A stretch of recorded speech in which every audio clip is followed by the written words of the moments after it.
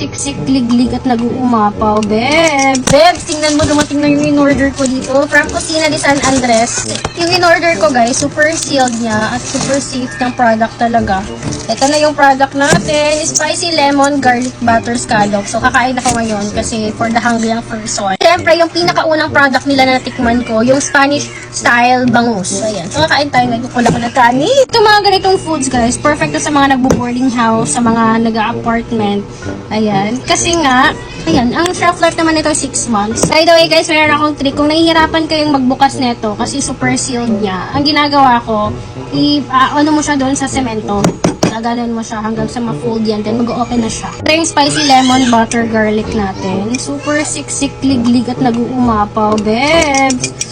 Ito naman yung bangus natin na Spanish style. Bebs! Panalo! Siksik, liglig. Gusto ko tang tiyan-tiyan.